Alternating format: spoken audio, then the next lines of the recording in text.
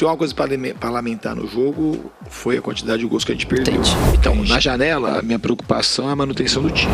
O lado bastante positivo do Hugo é saber que depois que ele chegou no Corinthians, a vida dele mudou completamente. Tem um desejo muito grande da permanência do Memphis. O Corinthians controlou bem o Peñarol. O Peñarol que precisava vencer para seguir vivo na competição, e o Corinthians deu uma boa resposta, acabou abusando nos gols perdidos ali. Queria que você fizesse uma avaliação do que você viu a sua equipe alternativa entregar hoje. Obrigado. Primeiramente, boa noite. Eu concordo com a tua análise do jogo. O time fez um jogo muito bom, competiu muito, marcou muito bem. O Peñarol não teve uma chance clara de gol, nem o gol foi uma chance clara, que foi uma bola raspada ali de primeiro pau, que eles tiveram a felicidade de bater bem. E se tiver uma coisa para lamentar no jogo, foi a quantidade de gols que a gente perdeu, que a gente era para ter vencido o jogo hoje. Dos jogos fora, com certeza, foi um jogo que a gente teve mais chance de vencer, mais do que contra a Platense, mais do que contra a Santa Fé. Então, assim, teve um volume de chances criadas muito bom, e defensivamente voltou a ter um comportamento muito bom também. A gente ofereceu praticamente nada de chance ao Peñarol. Diniz, aqui ó, Matheus Pojoli, Portal Meu Timão. Queria te ouvir um pouco sobre o Memphis Depay. Durante parte da semana a torcida estava com a esperança até de, quem sabe, vê-lo hoje em campo. Ele acabou não viajando, o contrato dele está chegando ao fim, tem mais 3 jogos até a parada da Copa. Eu queria te escutar um pouco sobre o camisa 10 da equipe, se você ainda vai contar com ele antes da Copa do Mundo e se conta com ele de alguma forma para o segundo semestre, já que o contrato está chegando ao fim. Não, ele tem chance de jogar, ele está num processo de transição e eu conto com ele. Eu tenho um desejo muito grande da permanência do Memphis. É um jogador extremamente diferenciado, já falei mais de uma vez. E eu espero, de fato, que ele fique para nos ajudar. Professor, boa noite. Caio Alves, agência Timão. Eu queria perguntar sobre o Hugo Souza. Como é que ele está depois de não ter sido escolhido como um dos 3 goleiros pelo Ancelotti para a Copa do Mundo? E qual a importância do Fernando Diniz nesse momento de um atleta? Claramente ele estava com uma expectativa muito alta de ser convocado. E qual que é a importância do Fernando Diniz nesse momento? Obrigado. A expectativa era dele, era da nossa também, da comissão, dos jogadores, acho que da torcida. Infelizmente ele não foi. Eu acho que o que fica bom, o lado bastante positivo do Hugo é saber que depois que ele chegou no Corinthians, a vida dele mudou completamente. Se pegar o que estava acontecendo antes dele chegar aqui, ele virou de fato um goleiro de seleção brasileira. Ele foi extremamente decisivo nas conquistas de título que o Corinthians teve recentemente. É um dos nossos líderes.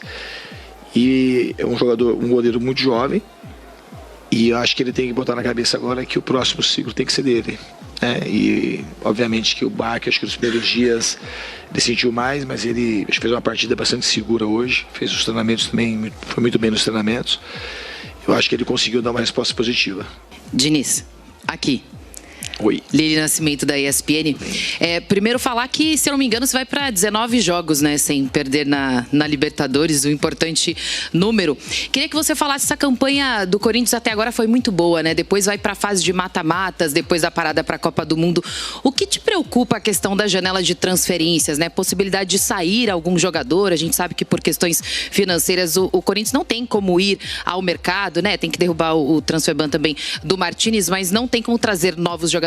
O quanto te preocupa para manter o elenco agora para essa fase de mata-mata, né, de oitavas de final tão importante? Então, na janela, a minha preocupação é a manutenção do time. Eu não sou um treinador, nunca fui de ficar pedindo muitos jogadores. Eu gosto muito de olhar para a categoria de base e eu gosto muito de desenvolver quem está dentro. Eu gosto bastante do elenco do Corinthians.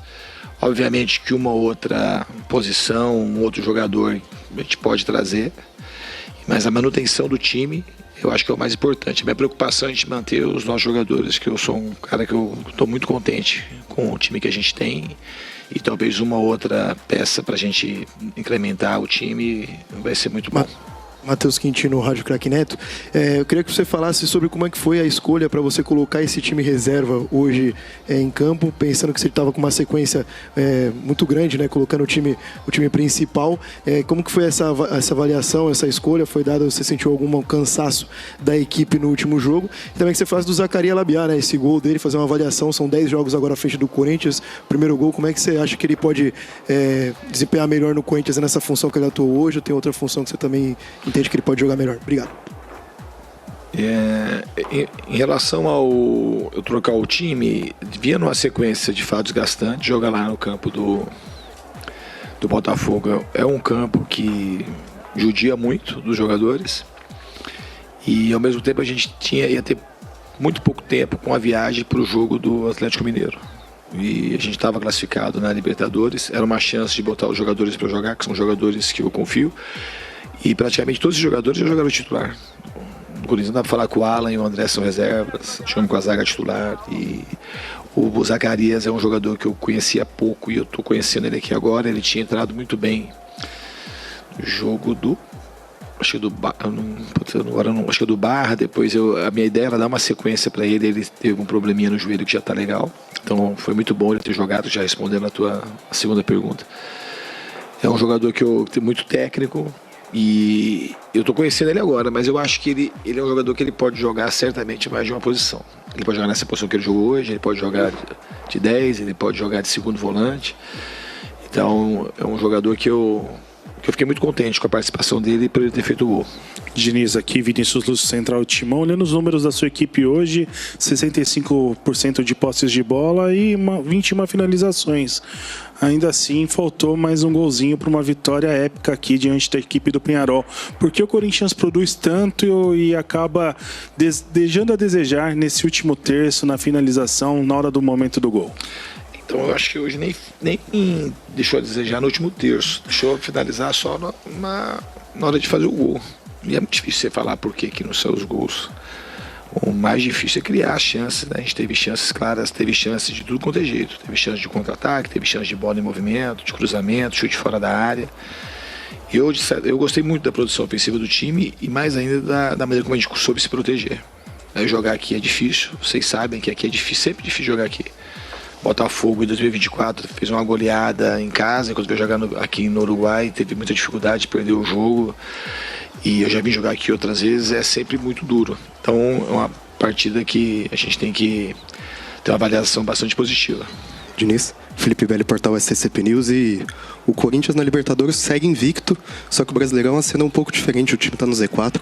O que você diferencia o time que joga essa competição internacional com o time que joga o Campeonato Brasileiro? Obrigado. Bom, é também um pouco assim, acertar na mosca a sua pergunta. Se eu soubesse, já tinha resolvido o problema. Eu acho que a gente tem que deixar de oscilar.